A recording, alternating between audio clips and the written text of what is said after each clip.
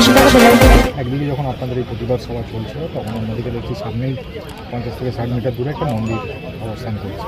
সেখানে দেখলাম এক পীরজাদা কাসেম সিদ্দিকী সেখানে পাওয়া গেছিলেন। তিনি দাবি করলেন যে কুচক্রী যারা বা তারা এখানে এসে সেই জন্যই কোনো রকম যাতে অপ্রীতিকর ঘটনা না ঘটতে পারে, এটাই আমাদের লক্ষ্য হওয়া উচিত, দরকার।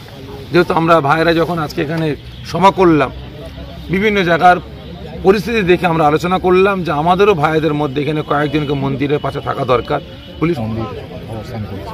সেখানে দেখলাম এক পীরজাদা কাসেম সিদ্দিকী সেখানে পাওয়া গেছিলেন। তিনি দাবি করলেন যে কুচক্রী যারা বা তারা এখানে এসে সেই জন্যই কোনো রকম যাতে অপ্রীতিকর ঘটনা না ঘটতে পারে, এটাই আমাদের লক্ষ্য হওয়া উচিত, দরকার। যেহেতু আমরা ভাইয়েরা যখন আজকে এখানে সভা করলাম, বিভিন্ন জায়গার পরিস্থিতি দেখে আমরা আলোচনা করলাম যে আমাদেরও ভাইদের মধ্যে এখানে কয়েকজনকে মন্দিরের পাশে থাকা দরকার। পুলিশ প্রশাসনকে বললাম, বিশেষ করে আজকে আমি ধন্যবাদ জানাবো আমার থানার জাঙ্গিপাড়া থানার ওসি সহ আমাদের এসপি বা এখানে আপনার মানে প্রশাসনিক আধিকারিকরা যেভাবে সহযোগিতা করেছেন, আমি ধন্যবাদ জানাবো।